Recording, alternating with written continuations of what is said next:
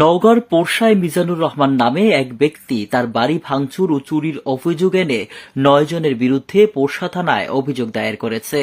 মিজানুর উপজেলার ঘাটনগর শাহপাড়া গ্রামের ইব্রাহিমের ছেলে।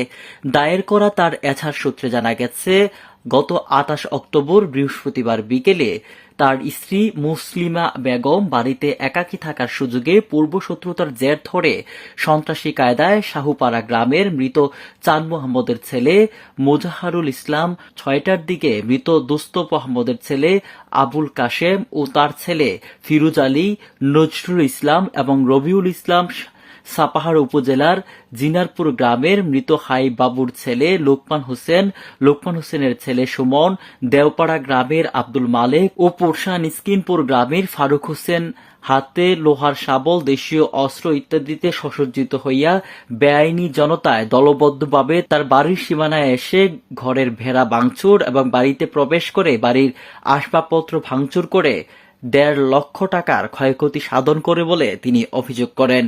একই সময় তার শয়নকক্ষে প্রবেশ করে বালিশের নিচে থাকা গরু বিক্রয়ের ৫০,০০০ টাকা চুরি করে নিয়ে যায়। এ সময় মিজানুরের স্ত্রী প্রাণ রক্ষার্থে জোরে চিৎকার দিলে স্থানীয়রা এসে তাকে উদ্ধার করে বলে অভিযোগে উল্লেখ করা হয়। অভিযোগকারীর পরিবার আতঙ্কে দিনাতিপাত করছে এবং উল্লিখিত ব্যক্তিদের আইনের আওতায় নেয়ার জন্য প্রশাসনের কাছে জোর দাবি জানিয়েছে।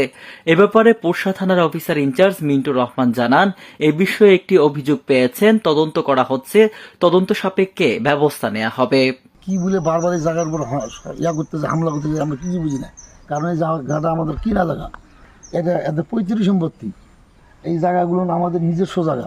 ওদেরও জায়গা আছে, সাইডে আছে জায়গা, না বলবো না, কিন্তু ওদের সামান্য জায়গা আছে। এসে বিশাল জায়গার মধ্যে আমাদের ঘিরে বেড়া এবং বাড়ি ঘর, টাকা পয়সা লুটপাট ভাঙচুর। আমরা কেউ ছিলাম না, পুরুষ মানুষ, বিশাল বাজারে আমরা সব চলে গেছি একজন একদিন।